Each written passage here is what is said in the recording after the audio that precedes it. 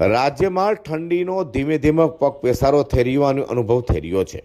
વહેલી સવારે અને રાત્રિ દરમિયાન ફૂલગુલાબી ઠંડીનો અનુભવ પણ થઈ રહ્યો છે। ત્યાં ઠંડીની સાથે તિબેટિયન લોકોનું પણ આગમન થઈ ગયું છે। સુરતમાં તિબેટિયન માર્કેટ શરૂ થઈ ગયું છે। તિબેટીઓના માર્કેટ છેલ્લા 2 વર્ષોથી સુરતના રાજમાર્ગ અને ત્યારબાદ ગાંધીબાગ પાસે ભરાતી હતી। સુરત મેટ્રોની કામગીરી બાદ આ માર્કેટ હવે સુરતના અડાજણમાં ભરાય છે।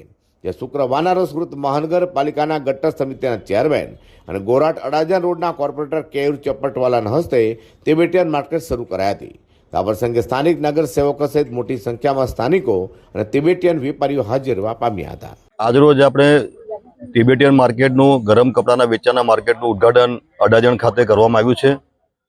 આપણે જાણીએ છીએ તેમ વર્ષોથી એટલે કે પેઢીઓથી છેલ્લા 4 દાયકાથી તિબેટિયન માર્કેટના નિરાશ્રિતો સુરતમાં આવે છે, પોતાના દુકાનના સ્ટોલ કરે છે અને ગરમ કપડાનું વેચાણ કરે છે। સુરત મહાનગરપાલિકા અને સુરતીઓએ હંમેશા આ તિબેટિયનોને ખૂબ સારો આવકાર આપ્યો છે।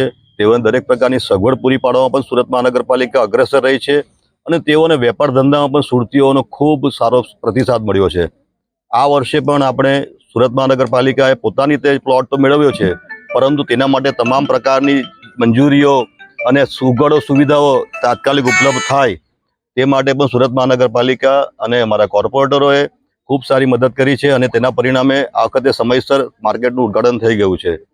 મને આપેલ માહિતી મુજબ આપણે આ માર્કેટ લગભગ ફેબ્રુઆરી મહિના સુધી ચલાવવાના છે અને મને ઉમ્મીદ છે, મને આ વખતે ખાતરી છે કે આ વખતે ખૂબ સારા રીતે આ લોકોનું વેચાણ થશે અને સુરતીઓ આ તિબેટિયન માર્કેટનો ખૂબ મોટા પ્રમાણમાં લાભ લેશે।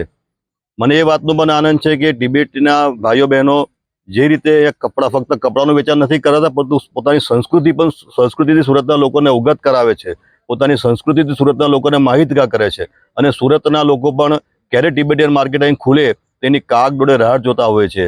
અમે તો રમૂજમાં કહેતા હોય છે કે જ્યાં સુધી તિબેટિયન માર્કેટ સુરતમાં ખુલતું નથી ત્યાં સુધી સુરતમાં ઠંડી પડતી નથી। આ પ્રકારનો પ્રેમભાવ સુરતીઓ અને તિબેટિયનો વચ્ચે રહ્યો છે।